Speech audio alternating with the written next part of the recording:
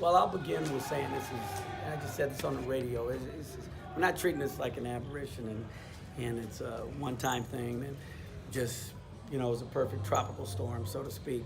We're going to approach it from the basketball side of things and go through and look at each possession and figure out what happened. Where were the missed assignments? Who made them? Why did they make them? What were they thinking? We're going to teach it. We're going to educate because this is a better team than we showed. And Bucknell was a better team. They were the best they've been all season tonight. And so it was just a perfect storm of us missing layups and them making threes. And when that happens, you can't stop the flooding sometimes. And it was just once it started raining, it started pouring, and once it started pouring, it started flooding. And I just felt like I was grasping for straws, trying to plug the dam. I had no answers, personnel answers, timeout answers, bark at the ref answers. I had nothing. I threw everything at them but the kitchen sink and just could not find a rhythm for our guys. So, player-led teams find a way to do that. And we're not player-led yet, which concerns me at this point. We've got to become more player-led within the ranks of how they communicate and how they engage each other to get each other to play with a little more passion, a little more smarts. So, long opening, but that's how I feel right now. Who can be that player since you have Shakur down? Who do you expect to step up? I don't know. The person hasn't done it yet, so quite frankly, I'm not sure. I wish I knew Steve, but we've got guys that have the potential to be it, but that guy is non-existent right now, and we need one of our good kids to get a little more aggressive about his communication and his thoughts and just hold guys accountable. So while it was a game, you were in hailing distance in the first half.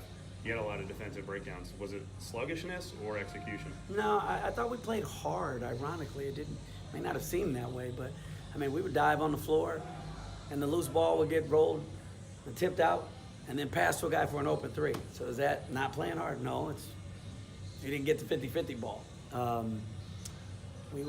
We played great defense, and at the end of a shot clock, the guy would throw up a three and it would go in the basket with the hand in his face. Now, I will say there was a lot of unchallenged threes, and that's really the ones I'm more concerned with. The ones that we did a good job and they made a tough shot, pat them on the back and say, hey, good job, next possession. Those I can live with, but I can't live with the misassignments and the lack of ability to change defenses, because I had to change defenses a lot to try to get us back in it. If we could have just stayed solid towards the end of the game, we were just in five man-to-man and with our second group, but they had their second group in. So, that was kind of I hate to call it trash time, but it wasn't a real assessment. But I would like to have seen if we didn't get down so quickly, had they been able to just do the right things in our normal basic man-to-man defense, which has been pretty good for us. But against a team that was red hot and executed like a well-oiled machine, wasn't good enough tonight. Last one, you have things to work on. I guess one would be finishing around the rim. These last two games, you guys missed a lot of short shots inside of five. Can you have any explanation for it? Is it just not going up aggressively enough? I don't have an explanation right now. Jonathan is probably one of the most athletic kids in the country, and he missed, 2 or 3 dunks?